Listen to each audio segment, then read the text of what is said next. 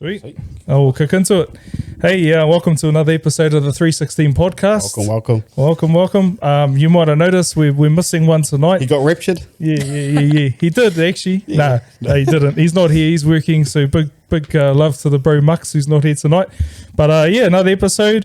I'm the bro Zane, and you got the bro Kanzi here. I am. Welcome. Good to have you. And tonight we've got a special guest with us, all the way from the United States of Canterbury, Chantelle Baker. A big welcome to you, and good to have you with us tonight. Waiting to be called the bro, Chantelle. Yeah, it's fine. It's fine. We're not identifying that way, not She yet. didn't say she would identify as the Mux. Oh, you're going to fill in for the Mux. We'll call you the Mux. Perfect. Yeah. But we can call you the bro, Chantelle. But a bit of a progression since you've come in. But it's great to have you here with us, Chantelle. Thanks for making the time. Very special. But tell us a bit about yourself, I guess, just to open, Chantelle. Who is Chantelle Baker for the audience?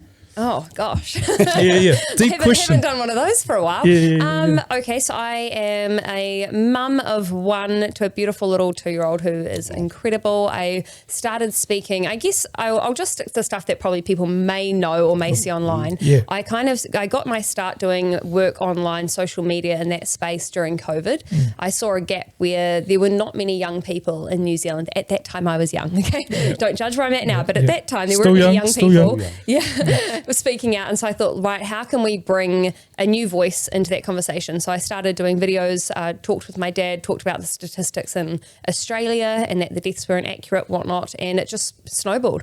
Right message, right time, it snowballed, and then I did protests and interviews, and the platform just kept growing, and now here I am. And but in terms of home life, I started out being, one of those really out the gate young people, and then COVID hit and I went right back to God, back to church, and now I am at home and I like the garden and I like making pottery. And so wholesome, right? Things have changed. Cool, my parents are very happy about it. Yeah. Can imagine. Yeah. What about you, Kans? No, I was going to say. I like pottery too. Go on. Yeah. It's a hidden talent of Kans over here. But it's fantastic. Honestly, great to have you. I think your reputation speaks for yourself, and it's an impeccable one. It isn't what some might say, particularly from mainstream media, that you're a far right extremist, that you're a conspiracy theorist, and all these other wacky things. But as you know, the media, Kanzi, they're pretty good at making good people look like villains, and I know villains she's never been called that before. Yeah. You've never been called that, have you? Never. In a million years, I'm shocked. Shocked and appalled. I guess. Hey, look, just for my 2 cents, one thing we really admired of you during that COVID time was that you were willing to put your neck on the line, per se, speak your mind, speak your truth, but also willing to have conversations with those people who obviously disagreed with you at the time. And like I say, you're never going to get good conversation if people are just yelling at each other all the time, right? But you are willing to go up to the other side, if I can say it like that, put the mic in front of their mouth and say, hey, look, let's talk. Maybe there are some times where they just hit your mic away, and probably more times than most.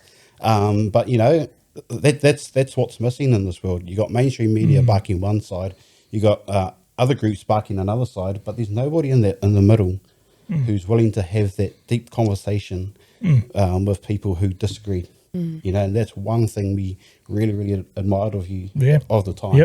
Yeah. Oh, thanks, guys. But I think we have those conversations in real life. You'll sit down there, you'll be with a group of people, someone will say something, another one will disagree. You'll have a respectful conversation. But in the online space, you often don't see that because it doesn't get as many views when it's a nice conversation between people that are treating each other with decency and kindness. I think Charlie Kirk was probably the exception to that. But it was still argumentative, but it was done in a loving way. And I think he really found a beautiful niche with how he managed to phrase his arguments and his views. But for the vast majority, it's very aggressive, jumping at each other's throats and assuming the worst intentions.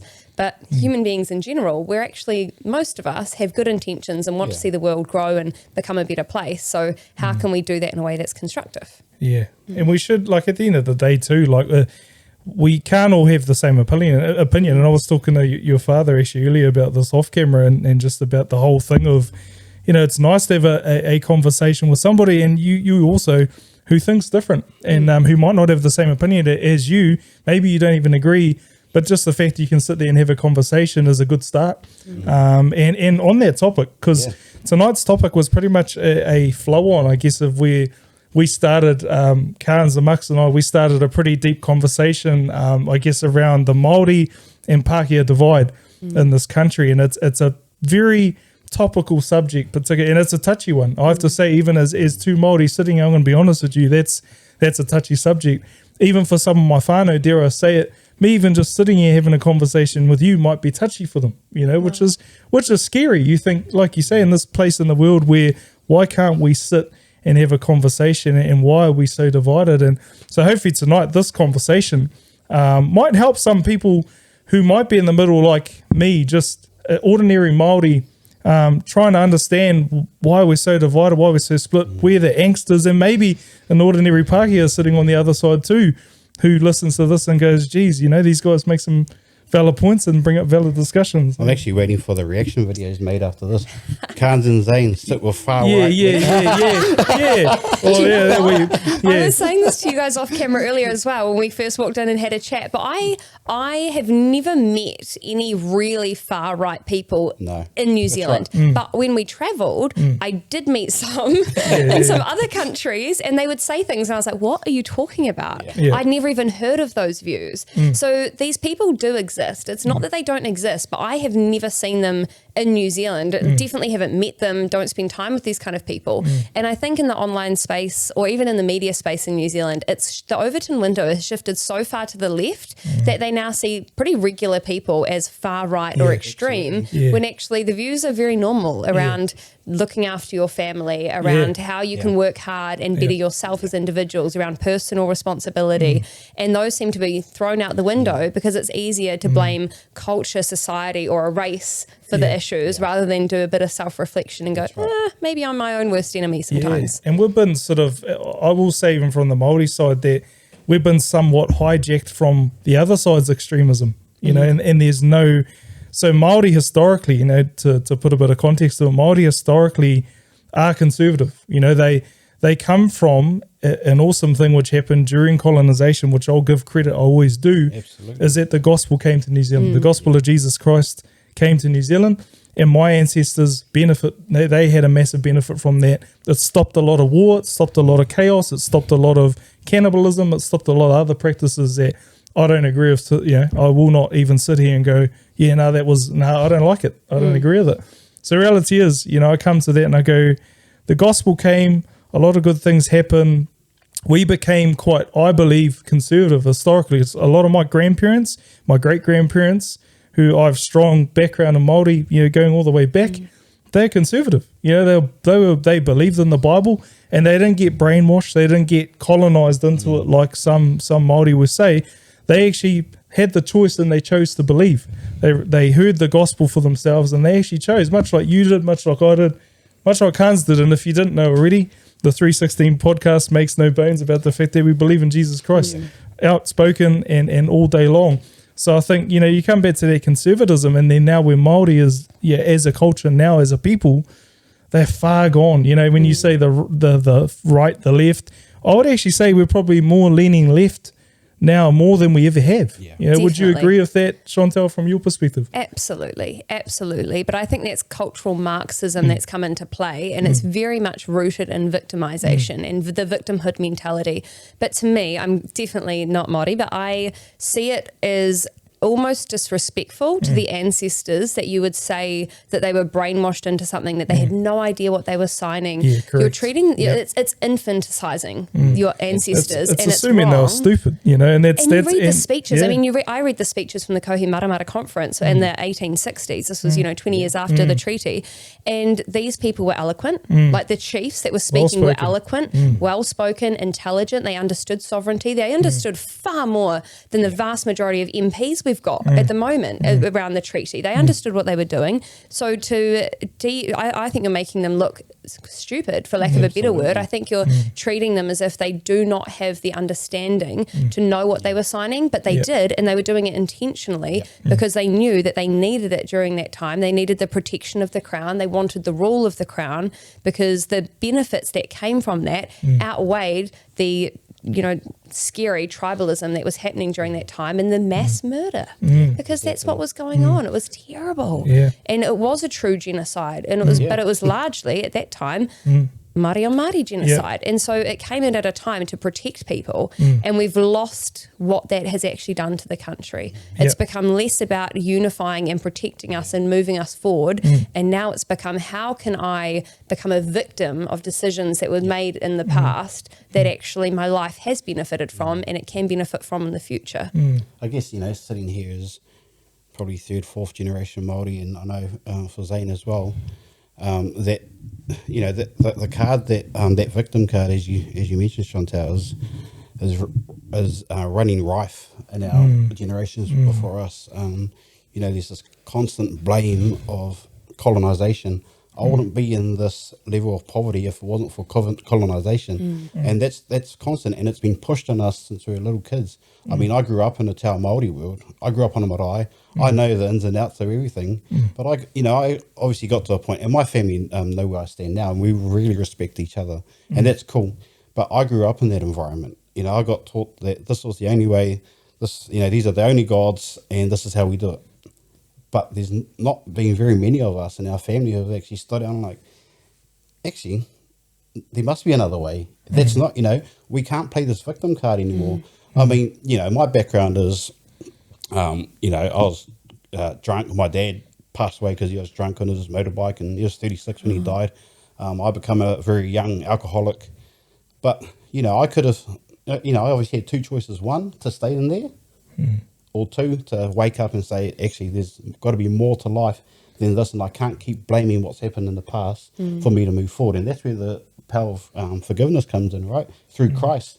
And that's the thing. Christ has given us that power to forgive. And I think if we don't, then you're always going to be stuck in that rut. Yeah, and it's funny too, because, you're right. There is a lot of, I will say, throughout that colonisation process, like in any establishment of any nation, there is ups and there is downs. There is goods and there is bads. There are bad people either side of the fence, whether you're Māori or Pākehā or anything else. The reality is bad people still exist either way. So I think to treat one as if one was worse than the other, there were wrongs either way. Definitely. But along the way, for us to be here today, which I appreciate the life that I have here in New Zealand, there had to be that to happen. There had to be all those growing pains, I call them, to occur. Now, some might still, 100 years ago this happened. Yeah, okay, fine. But when do you choose to forgive? As the bro said, when do you understand that? And I truly think that only happens, and this might be a bold statement, when a people return to God, when a people return to faith, and ultimately to the values of faith, which is love thy neighbour, Absolutely. I think your comment earlier about other gods is really interesting because it's very accurate. I mean, you see the other gods through Greek history, you see them through the Nordic history, through the Celtic gods, through pagan history, you see them through Indian history, Chinese. It's all of these other gods. And when I look at Māori here in New Zealand, I go, where does culture end and faith begin? Because to me, there's a big blurring of the lines. And the Bible is very, very clear about not worshipping other gods. No other gods outside of me. It talks about not worshipping sun gods, earth gods, anything like that. So I look at this and I think it must be very difficult if you're trying to learn about your culture and embrace your culture and go deeper into your culture. And yet if you are Bible-led Christian, it must be difficult trying to balance that with the views of the Bible, which are inherently really against a lot of cultural norms, especially in Māoridom. How do you guys manage to balance that? Yeah, it's funny because I sort of, often when I'm talking to other Māori, and particularly those who are of the, because in we call it Te Ao Māori, or the Māori worldview, or the Māori world, there's two sides of it. One is atua based. So one is God, faith, Christ, the gospel, the rongopai. Then there's the other side of it, which is the Māori atua base, and I'd call it almost Gnostic, which is it's a tight blend between Gnostic and not wanting to acknowledge really the existence of God, but then on the other side, calling everything else God. So that's where you get the God of the forest, that's where you get the God of the sea, all this kind of stuff, right? And the reality is, I bring it back to very simple.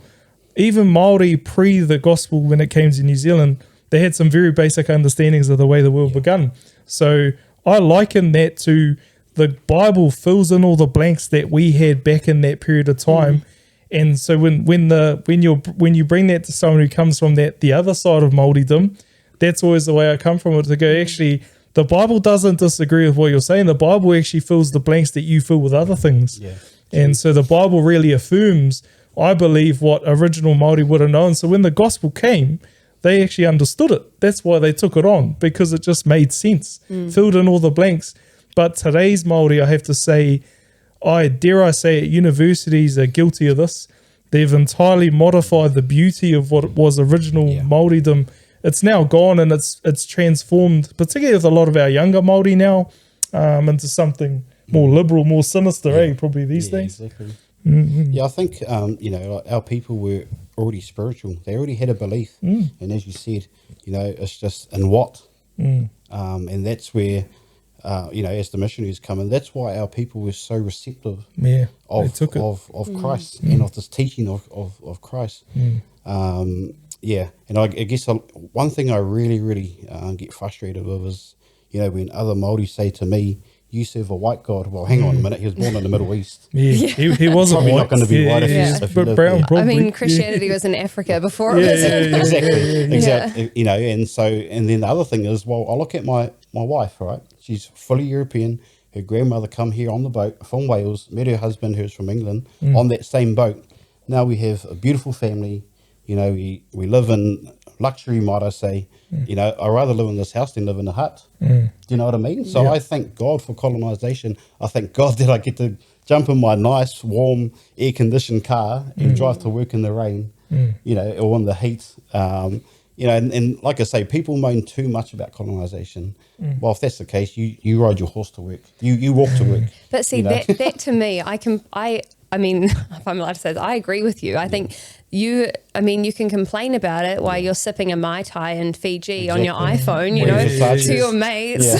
In France. While you're pay waving everything, being like, darn it. But the problem is that from my perspective anyway, as someone who is, definitely white until I spray tan again, then I go slightly darker, not much, but slightly. That spray tan is looking so good on you today. Ooh, glistening.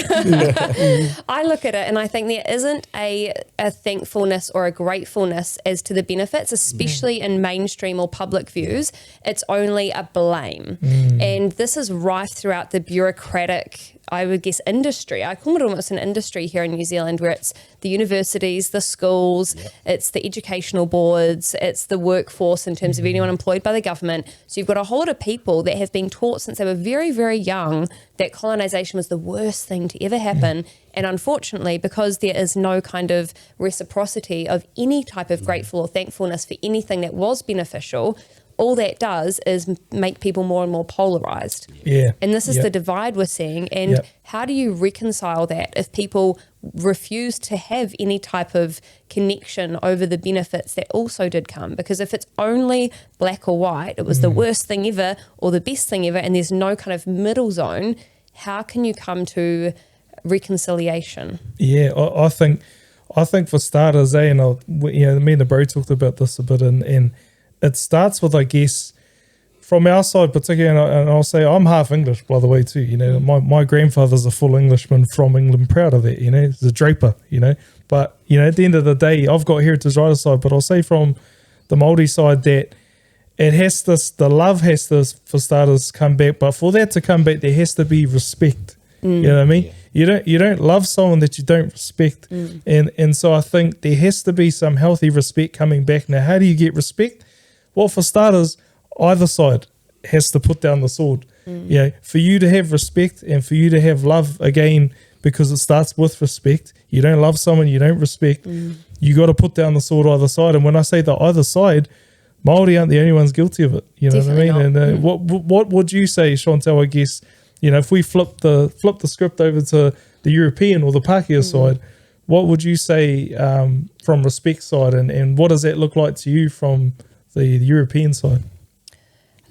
When you say respect, as in how can the English be more respectful of Māori? Is that what you mean? Yeah, I think I'll give you an example, right? And this is where maybe my opinion could be controversial in this room or outside wider. But yeah, one thing as an example is what's not helpful is when I go on X. You know, who doesn't these days? But you go on X, it's the Wild West. Now, one thing I see often is, not only, I guess, do you get that extreme of some of the actions the Māori Party get up to, and I'm not going to comment on that. I don't want to sit in the scornful on that one. But what I will say is, though, what doesn't help is when you get a European mocking culture or mocking, you know, and I'll say this as somebody who, much like the bro, grew up around it, understands it. But because I understand it, I understand the meaning of it. And then on the other side of the coin, though, when you get a European who mocks that goes a long way to disrespecting somebody. Like, even for me, I would find that hard to overcome that, to actually sit down and have a conversation with someone if they're just mocking the culture that I come from. Now, I'm not tied to that, but I understand it because I lived in it, breathed it, understood it. And it'd be like me going to Japan, right? And I mock someone who's in a kimono, and I never understood why they wear a kimono or where they should wear it or any of the cultural norms, but I just decided to slam it. And not only are you seeing that here from, I believe, from non-Māori, but you do see it overseas because they're catching on from what non-Māori are saying here. My take on that is there's two very distinct differences.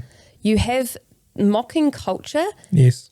But what you actually have, what you're seeing it as, is mocking culture. What they're actually mocking is the weaponization of the culture. Because Te Pāti Māori have weaponized it to an extent that they think they're allowed to scream abuse at people and do a haka and find that acceptable. So they are deeply disrespectful of all people because, I mean, Winston Peters, David said, these guys are Māori. So they're deeply disrespectful of them. They're weaponizing their own culture against them. So it's done with disrespect. It's done with disrespect, and it's done from a place of hatred, and then they're demanding respect based off the backs of the culture, but they're weaponizing it against their own people. I think that's wrong. So I deeply disagree with them using it in a weaponized political format. I think the political arena that they're stepping into when they're elected members is a respectful one. You treat people with respect and decency, even if you deeply disagree with them. But you cannot weaponize the culture and then try and claim a moral high ground.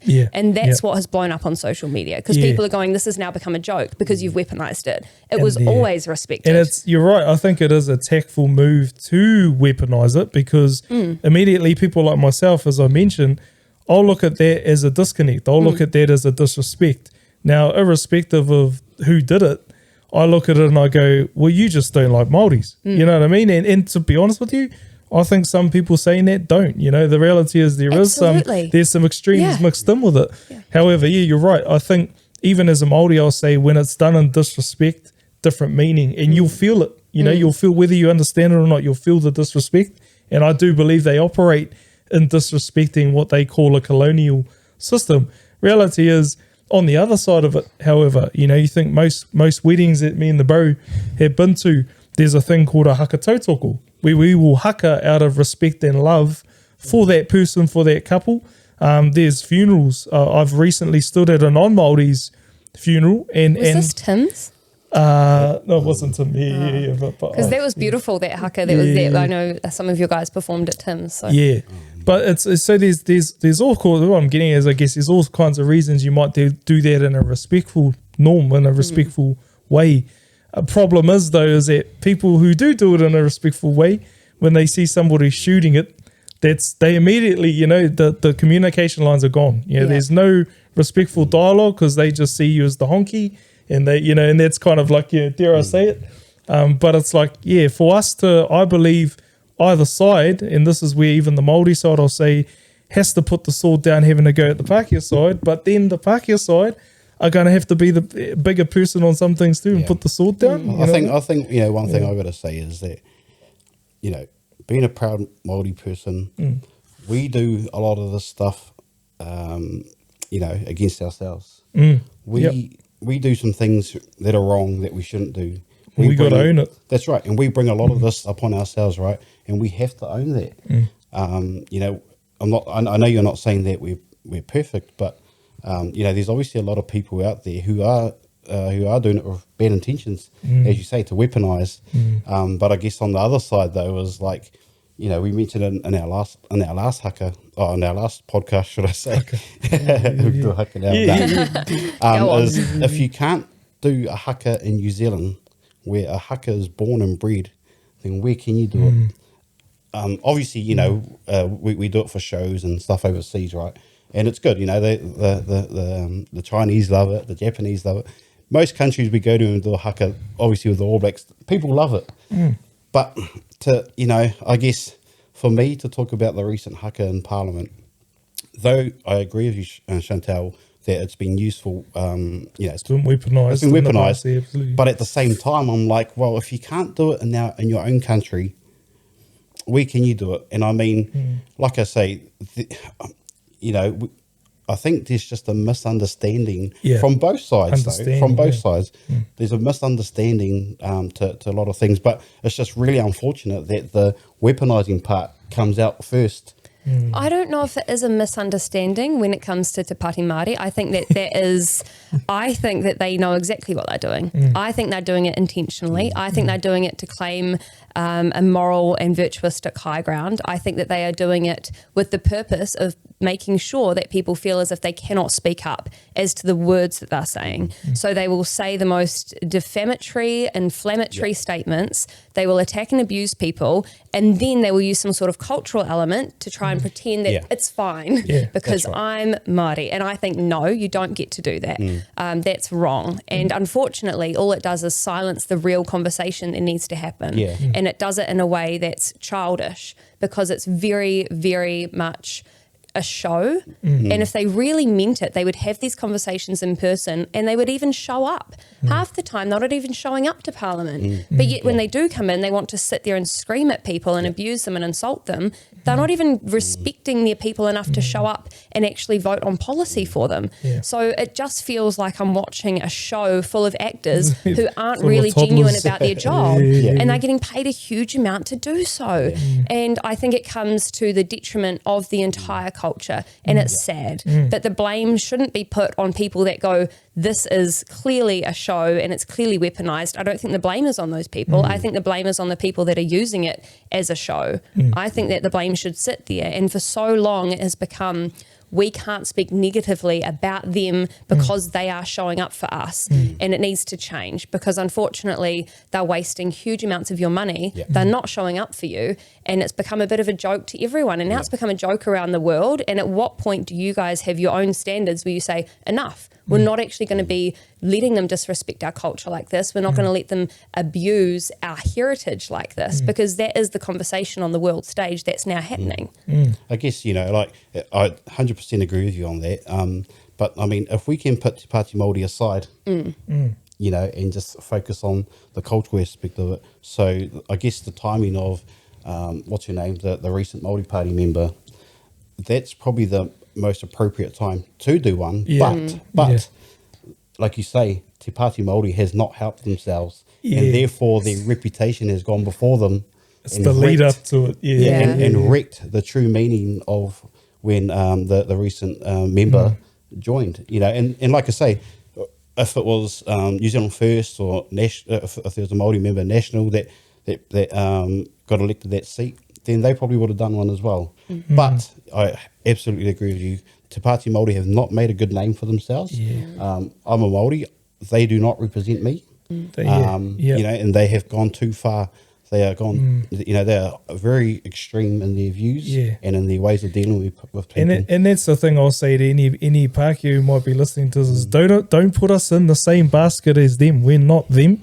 You know, like they all say we're them, but the reality is I don't believe that we should approach it the same way as them. However, what I will say though is tikanga-wise and the way that we would do things, for someone being sworn into Parliament, particularly a family member, it would be a normal proceeding to actually haka tautoko, much like a 21st, a wedding, a funeral, a tangi, like that happens, and that is a part of I believe our nation's identity. William Busby acknowledged it initially when he arranged the signing of He Whakaputanga originally with the 52 Māori chiefs, he said that basically a national identity is basically intertwined with this Māori people. So he understood what it meant to a national identity, and as the Bro Khan said, where else can a Māori do a haka but in his own country? This is where the one place in the world Māori call home, and I think we should be proud of that, and we should love that, and vice versa. I think Māori need to learn to put the sword down to stop attacking European culture, because there's a lot of beauty in that too. And you guys, one of my European mates, we don't have a culture. You do have a culture, and it actually is beautiful, you know. So I think if you got Umbrella sing Kumbaya, yeah. I mean, I could use some lessons, to be honest, in that culture. But I mean, the reality is, like, I was probably more raised in that Māori thinking background, and that's all good.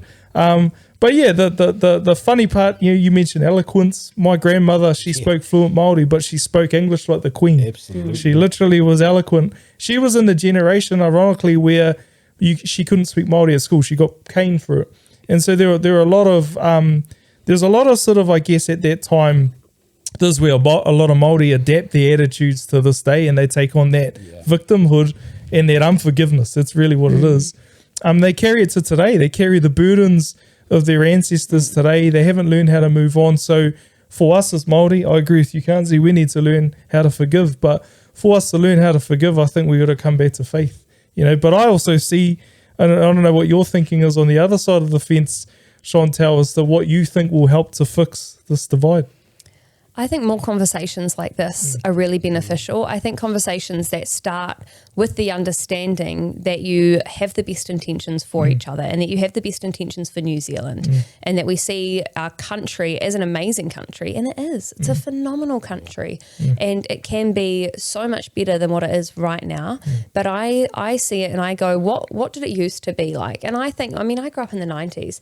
We were nowhere near as polarized as what we are now. I think the media's had a massive part to play in that. And I think people like yourselves, like me, that can start to actually bring different views and show people you don't need to be so divided. You don't need to be so hateful. You can disagree with people, but you can still find common ground. I think that's where we can start to slowly heal that divide, is actually just being more open with each other. And that's why I'm so thankful you actually had me on today, because it is so rare that I get invited into spaces, to be honest with anyone. It doesn't not even a race thing. So I'm like, oh gosh, she's full on. And so I think just having conversations is such a beneficial way that we can begin to try and heal that divide. But also, I do completely agree with what you said before about it was always a respectful thing done. The haka was always based on respect, and Kiwi culture has always been so deeply respectful of Māori culture in general. And I used to live in Australia, so I've lived in Melbourne, lived in the Gold Coast, and the way that I saw Australians speak about the Aboriginal culture and treat the Aboriginal worlds apart to how New Zealanders see Māori. So we see the culture as completely intertwined. And you talk about European culture, like they don't have a culture, but I was at the AMP show the other day, and to me that is very European culture. It's people coming together, it's the dancing, it's the songs, it's the love, it's the respect. All of that is actually very cultural. It's how like the organization and the structure, all of that is very cultural as well, and the art, everything like that is European culture. And it's a beautiful thing. And you find it when you're traveling, it's such a beautiful thing. But the Māori in New Zealand, I believe, were far more respected than what the Aboriginal culture are, because the Aboriginal culture were foragers and almost scavenger-like in a way, but they could live off the land, off absolutely nothing in the worst conditions. It was really incredible. But the Māori were warriors. And we've always seen Māori as warriors, always. And so the conversations have been very different in each country because of that, because the white New Zealanders have always respected the fact that you are a warrior culture. It's very different to what they deal with in the Aboriginals. I think they have a much, much more frustrating and difficult time over there trying to gain respect, because it comes from two very different points. But when they start to weaponize it, it degrades it. And that, I'm concerned, has left a really, really lasting impact. And so how do you start to uncover and unwrap yourselves from what they've done? It's a very difficult conversation to have. There'll be some too, I guess, even in my own family, that might view this as abandoning my culture, as abandoning my people, and it's precisely it's precisely the opposite. You know what I mean? I'm trying to salvage my people. I'm trying to help my people. I love my people. What's that saying about you're a plastic Māori? Yeah. You're a plastic Māori, and there'll be 100% be that. And there'll be someone go, oh, why are you sitting with her? She's racist. And well, what would you say to that statement? Like if I said, let's say some might call you racist, what do you say to that? I would ask them to show me any video or anything that I've said that is racist, because what I've always said is everyone should be treated equally. And what I saw during the conversation around the treaty principles bill, and this is from my perspective, so tell me if I'm wrong, but I saw that people, they disagreed with the treaty principles bill if they actually understood it. Half the time, most people didn't understand it, hadn't actually read it. If they had read it and they disagreed with it, it's because they want there to be a separation of races and how races are treated in the country. They do not want there to be unity. So that's the difference. They do actually want one race treated differently to the others. Whereas my viewpoint is we're all the same. We're all treated equally. We're all one under God. That's how it is. There is no hierarchy based on race. So I would really, really struggle for someone to try and prove that I'm racist if I look at their feed and I see them screaming against the treaty principles bill and calling everyone else racist when actually it was really just trying to dismantle some racism within the country. Especially when you're sitting with this fellow, how are they going to say that? But But no, and this is part of it too. Is actually, I think it's important. I think more conversations, like you say, need to happen across the divide. Like in terms of us, people like us coming together and actually talking about these things openly, not letting it be taboo. Where nobody wants to talk about it. Oh, they're just racist. Oh, they're just racist. And you never get anywhere. So I think it starts with putting down the sword, actually having some respect for each other, to have a conversation for starters, and then growing that relationship. Because I truly believe New Zealand was founded on two peoples, Māori and Pākehā, European. Basically the crown, basically the king, all that stuff. It's beautiful. It's what makes us unique. It's what makes us New Zealand. This nation wasn't established solely with Māoridom. No. It wasn't. It was established together. And in terms of the technicalities of the treaty, I won't even go into it. I'm not an expert in all things treaty. I know enough to be dangerous, but I'm not going to sit here debating terminologies of the treaty because, it gets pretty technical. But at the end of the day, though, I go in principle of I go back to faith, which is love thy neighbour. Because really debating the treaty over the years has not got us anywhere, and I don't believe it ever will. I think, come back to faith, love one another. Dame Whina once said that she'd love to see the love it was the last thing she wanted. The love restored between two peoples, Māori and Pākehā. My nan has once said that very thing to me too, about she just wishes would just love each other, and so hopefully I don't sit on any extreme view either side. I don't often either want to be too controversial, because I feel like by doing that you close people off. They're not willing to listen if you go too far. It's better to ease into these conversations. I think for as long as there's an absence of Christ, there will always be a divide in any culture between any people. It doesn't even have to be a culture thing. It could be a person to person thing. And going back to how New Zealand was founded, we were founded on Christian values, Christian morals, and Christian faith values, right? And our people, again, I go back to our people adapted that. People say, well, again, the missionaries went and brainwashed everyone. Well, no, actually, what happened was the missionaries, yes, they preached to people, but then a lot of Māori from the far up in the far north, from all around the country, they actually took it back to their own people and started preaching back to our people. So one part of me is from the East Coast, so up in Gisborne, we call that Ngāti Porou, and that's that part of the country actually where we had a few chiefs who decided this is what we've been missing. We need to take this now from the north back to our people on the East Coast. And start letting our people, hey, look, this is the way, this is what we've always been wanting, this is what we've been talking about for years and years and years, but we've been missing this part here, and that's Jesus Christ. And like I say, we talk about this God, that God. Okay, cool, you do you, bro. You do you, bro. Like, I'm not into that, but Christ is the answer. And like I say, for as long as there's the absence of Christ in any relationship, any culture, we're always going to have that division. Yeah, I agree, 100%. Well, so like, I guess for you, Chantelle, is like, how would you sort of how do you see, obviously being a Christian, but obviously too being very outspoken in your views, and I guess how would you sort of mix that together without being token, I guess, you know what I mean? Sorry. Yeah. I think I need to do a better job. I think I always need to improve. I think we can all improve, Chantelle. Yeah, we can always improve. I think it's just, I have realized probably more recently that I want to start actually talking more about my faith and being a lot more open about it and about how much it's changed my life, because it really has. But I'm a big work in progress. I was a terrible person.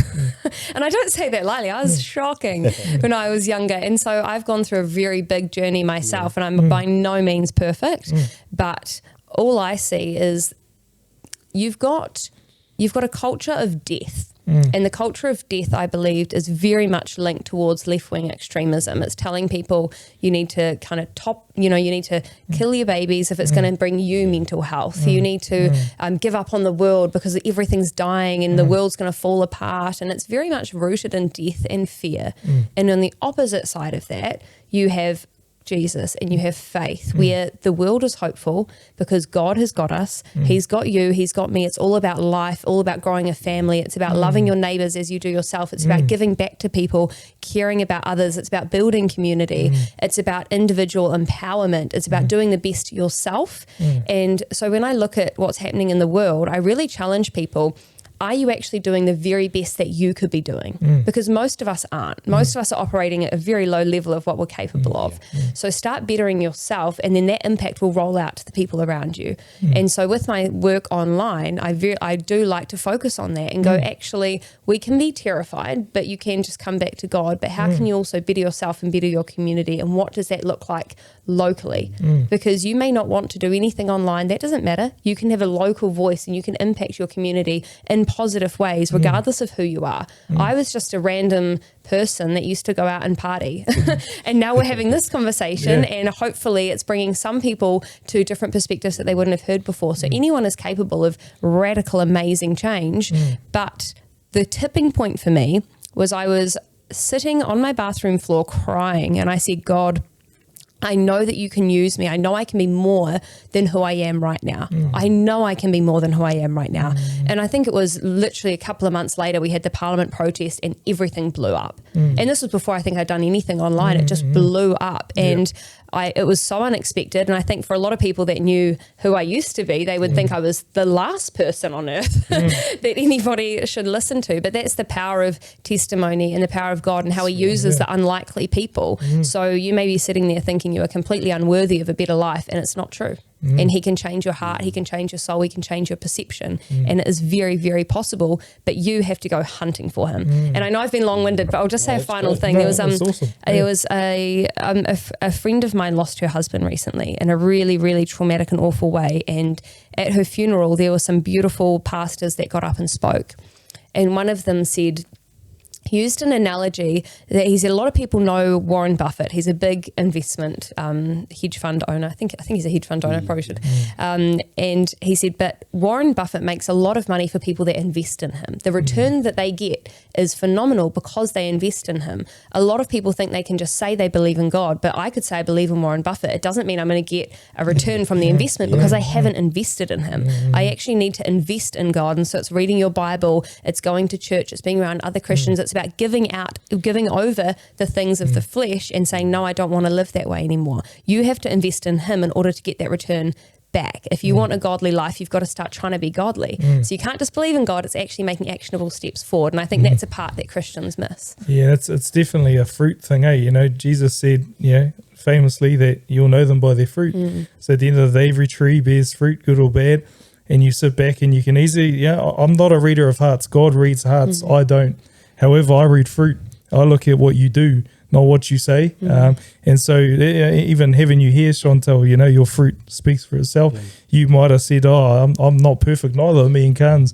We don't come from perfection either, but the reality is, much like you, one day we made a decision to believe in Jesus Christ, to put our faith in him, to know that he died for us on the cross, for everything, right or wrong, all the bad things that we might have done in our lives, and some of us don't even think we've done bad, but reality is we have, compared to God's righteousness, it is bad. you know. So, but yeah, to sit here with someone who believes in that too, Chantelle, is powerful.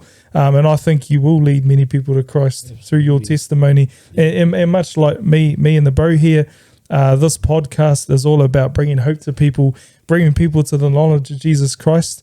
And as we genuinely mean, you know, for us, the key thing is to bring the divide together. It has to start with faith. We've got to bring faith back to both cultures. I believe, Chantelle, you'll be a big part of that for the European side, much like I believe me and the bro have a part to play on the Māori side. But ultimately, together, what that's going to do is create a unity between peoples, a love between peoples, a respect, and a new era of politics in this country, a new era of governance, and a much better one.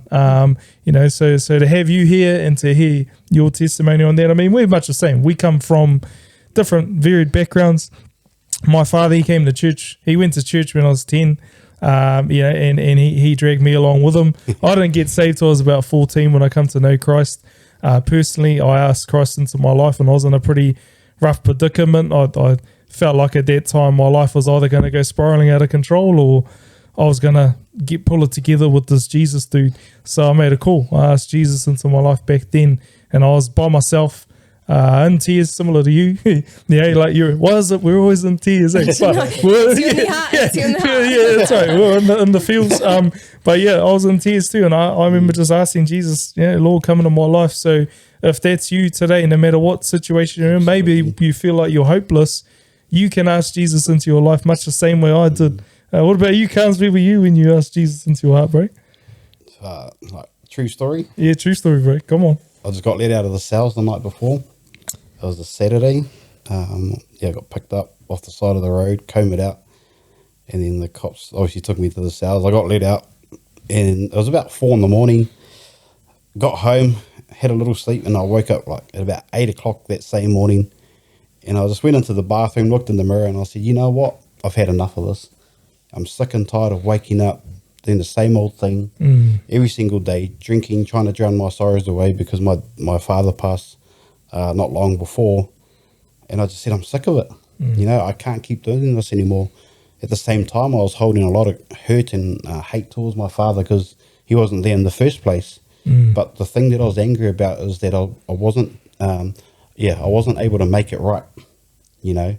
And so this is what ties me into this part, is to how we heal this nation and the divide, is that every single individual, regardless of who you are, what your race and what your culture is, that's actually null and void. It's accepting Christ into your heart. And the good thing is you don't have to do anything for it. He come down and he brought this beautiful gift called the Holy Spirit, and all you have to do, it doesn't matter where you are right now, in your car, at the gym, watching on your telly, all you need to do is ask him into your life, and I'll tell you what, your life will just start turning the right way up and start moving forward.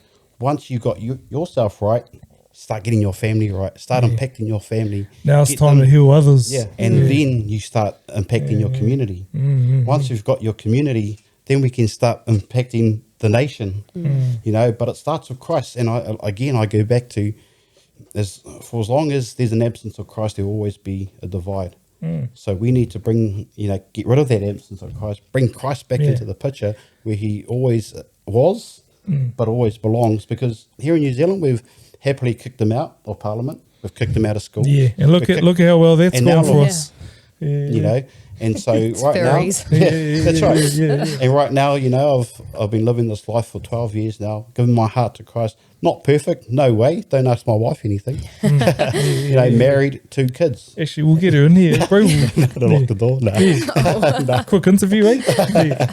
But this is what Christ can do. You know, and I think we spoke off camera that this picture of this family unit will be labelled as what? Far right. Yeah. But it's just normal. It's what Christ wants. But I think that's the point. because they are trying to make sure that people go as far away from Christ as possible. So you start reading the Bible, you start looking at what the Bible says, and then you start looking at what they're saying is hate. They're trying to say the Bible is hate. They're trying to say Christianity is hate. They're trying to say no one should be Christians, that's the worst line of thinking you could possibly have. And I think that there can be unity through that as well, because people will start to go, actually, no, it's not hateful. It's not hateful to say the truth. It's not hateful to say men are men, women are women, look after children, have a family, be productive members of society. These things are not hateful. They're labeling what is hate. They're saying it's hateful when it's actually just truth. And it's the best ways to live your life. And if anyone wants to know where to start, read Proverbs. Proverbs is great. Proverbs is fun. Proverbs is a whole lot of great ways to start living your life, and it's really empowering for people. So start in Proverbs. If you ever want to know where to start in your Bible, I think it's quite a good one to begin with. Yeah, it's really like just the general words of, even the New Testament, for example, they're just it's so empowering. Like you mentioned that term a few times, empowerment. And that truly is correct. When I got saved and I asked Christ into my life, I felt empowered. I felt like I had something backing me. I didn't fully understand at that time. Now I understand it, the Holy Spirit. But I received Christ into my life, and I had this confidence. I started to believe different. I started to see hope. Where I used to see the glass half empty, now I see it half full. So it's a complete switch. But when you read those words, especially early on that journey, but I still to this day, I read a single verse and that can pump me for the whole week. Like I can see that verse. And by the way, if you aren't going to church, get to church. Hurry up. Get back to church. What did Elon reckon? Yeah, get to church. But pro tip, get to church. Would you agree with that, Chantelle? Absolutely. Get to church. And they say church doesn't necessarily have to be a building, but it's a group of believers. So I've got a friend who loves science, and he has a church, and it's 20 of them, and they go out walking the Port Hills, and they pray together, and they have community together. And so church can be so many different things, but it is a gathering of believers working in faith and worshipping in faith. So that's what it's not just you by yourself running into the wilderness saying, this is my church, because church is also grounded in community. Can't be a lone ranger, eh? He had Tonto. Not meant to be alone, not built to be alone. He had Tonto, bro, for sure. But it's funny because even the term church, and I mean, there's a different topic, but I mean, even the word church itself scares some. However, the reality is it's a construct that it's invented by God to equip us and to upskill us, but to pull us together and because the reality is if we didn't need other people in our lives, God would have just put us here by ourselves. The reality is we need other people, and church is a great place to encourage each other in faith and to challenge each other to grow, because I truly believe as humans we need the challenge. Otherwise, if we're one-eyed and we only see, we're just going to stay the same. So I think having that challenge is important too as part of faith, and honestly, God's straight stick compared to society's crooked stick. Society has this really messed up stick that they call straight, and the reality is when you put that up to the morals of God and the foundations ultimately of this country that were based on those principles, you see how crooked things really are. Like you say, we don't know what a woman is these days, apparently. Some people, I do, but apparently you got to have a degree these days to know that, and even they don't know, eh? Are you sure? Yeah. Do you know what a woman is, Chantelle? Well, it's interesting, isn't it? Because Hipkins last time didn't know what a woman is, and this time he does know what a woman is. And so I think that, again, these people just change definitions and terminology to try and manipulate society. And it is manipulative. And this is why you need to be more honest with how you view life, especially as a Christian. I think you need to be more upfront. You need to be prepared to be persecuted. You need to be prepared for people to hate you, and you just have to get over it. People say to me, they're like, how do you deal with the hate? I was like, what do you mean? What hate? I don't even look at it. I don't care. I have a life. I've got things to do. We've got things. I'm busy all the time. There's stuff happening on the farm. We're out, we're about, we're seeing people, we're doing things. You just have, and also it's just grounded because God doesn't care. God knows where my heart is. I don't have to worry about what people on the internet say about me. I don't. The only time I would worry is if someone was running at me with a a knife or something like that, and I'd go in the name it. So you just can't be scared of actually being bold. You have to be bold. You have to be empowered, especially as Christians. And for so long we've been very weak. We're weak and we're scared, and we feel like we shouldn't stand up and shouldn't ruffle any feathers. And unfortunately, it's at the detriment of our country because they are steamrolling through all of the policies that are completely anti-Christ, and they are doing it purposefully. And unless Christians start to be more emboldened, we are going to be rolled over. So it's time, and I think the time is now. And it's important too what you say about being bold, and I think the awesome part about you as well, if I must say, is again going back to your ability to have the conversation, similar to Charlie Kirk's ilk, I believe, where he was able to have a conversation, but have it in love, have it in fact and in truth. He never had a personal dig at anybody. He's always fact of the matter. However, not only was he very well versed in facts, he was also a very loving man, and I think Father, that husband. he's a father, as a husband, and gone too soon. However, out of great sadness and the things that happened to him, God's turned that for great good as well, even as horrible as it is. There are many people coming to the knowledge of Christ because of what that man did and what happened to that man, sadly, but it's ended out. Many people coming across. But to come back to that, I think, being able to have that conversation with people in love and bring that spirit from you, the Holy Spirit, which is ultimately coming with a bit of love, to be able to actually have people open to hearing it. Because, the minute you shoot somebody, and we mentioned this about putting the swords down, they're not open to anything. The bridge is closed. You've destroyed the bridge. Some people inadvertently have blown the bridge because they've just said something out of turn, out of lack of wisdom, out of lack of love. And I believe this to be Christians too, as we've taken a shot too soon. Would you say, Carnes, that's probably a fair statement? Yeah, absolutely. Like I say, a lot of people just are hurt anyway. So if they're hurt people. That's right. They're just going to portray that, right? And so anything out of their mouth is like, well, brush your teeth, bro. Just clean yourself up. I've definitely done that before on social media. I've definitely haven't we written all? comments that, and regretted it and been like, but then if you delete it, then it looks like you didn't stand by what you said. Darn it. But I've definitely written things I shouldn't have, and I've regretted it straight away, or I haven't regretted it straight away. I've regretted it later. So I think that's where Charlie was a true, incredible voice, because he had, it's self-control. It's self-control 100%. to the 10th degree. And this is what a lot of people are lacking, is the self-control. And I would say this in conservative voices online as well. It's the self-control to know what to touch, what not to touch, how to respond to people. Everything he did it with love. And I don't think there'll ever be another Charlie Kirk. There'll be other people with their own voices, but you can't replicate a man that I believe was so clearly anointed for the work that he was doing. He was just very one well of a gifted kind. too, wasn't he? Gifted and an incredible mind. I mean, nearly photographic memory, and a constant learner, constantly developing himself. Someone like that, incredibly rare, but I think we're very blessed that we got to witness it in our lifetime. Let's hope the next Charlie Kirk, maybe that Charlie Kirk sitting in New Zealand, I don't know. Maybe it's a female. Don't know. I wouldn't say it's me. We've seen what he's capable of. I'm all respect to him. Well, we don't know, and God can choose anyone, take anyone to do anything, and look at us. I mean, the reality is both Māori boys from Rotorua don't come from a heck of a lot, no disrespect to anybody, but here we are.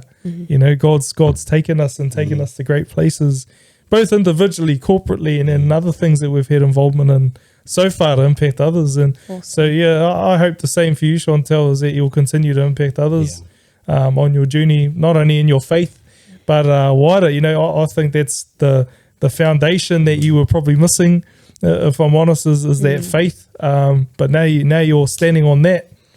Nobody's going to take you down now. I think, just to finish up, I think if we just go around and, if we can give the audience a little bit of wisdom, advice, whatever you want to give them, do it. I'll start with this. For me, it always goes back to Christ. It's never a culture or a race thing. What comes before my Māori culture is what we call kingdom culture. Don't get me wrong, I love Māori people, and I want to do my best to help our people out of the place that a lot of us are stuck in, particularly my family and others, right? But we'll never get out of that until we acknowledge first who Christ is, what he did on the cross, and then we can start to forgive ourselves, and then we'll start moving out of that. Chantelle? Don't move in fear. It's power, love, and a sound mind. And people are scared of God. They're scared of the change of their lives, or they get frightened going to church. Do not live in fear. Move in power, move in strength, and just go. If you have to church hop, to find what's right, just do that. If you have to try different styles of churches, do that. But it's okay to hold that fear, but to move in empowerment. And I think that that's something people need to learn how to do. You do not need to be scared of God. Man will always be telling you to do different things, but you don't have to be scared of him. And you can just pray and ask him to lead you, and he will. Yeah, awesome. Yeah, for me, I'm going to dovetail off what you just said, and I think I totally agree. And I'll say this is that, if you are dwelling in the spirit of fear, if you're afraid and you're afraid of your tomorrow, you're not sure what it brings, maybe your mind is not sound, and this is where, by inviting Jesus Christ into your life, you will receive power, love, and a sound mind, all the things that are needed, not only to bridge this divide here that we're talking about tonight, but also to bridge the divide of your life. That might be a bit of a mess at the moment. So I'll tell you this, that if you're listening to this podcast, that no matter where you are, no matter what you've done, all you need to do is ask Jesus into your life. You don't have to make a big ceremony about it. Just say, Lord, I ask you into my life right now. I need you. Come into my life. Jesus Christ, I believe in you. I put my faith in you. That's all you got to do. If that's you and you've just said those words, and congratulations, you've just received Christ into your life. Now make the next step and get to church. But hey, look, thank you for listening. Again, thank you, Chantelle, for joining us, giving of your time, especially for us here. Like many people know, we just started. So to have someone like you with your caliber on here tonight, we really, really appreciate it. So thank you. Well, thank you, guys. I'm actually really honoured you asked me. I truly am. I think it's a really special conversation, and I'm really thankful that you guys were, happy to have me come on and talk with you. I think it's been amazing, so I appreciate it. All right. Yeah, that's us. That's the 316 podcast. It's another episode down. Hopefully next week we'll get the Mux back. You missed out on a good one, Mux, if that's you listening, brother. But we'll see you next time. Thank you. Time.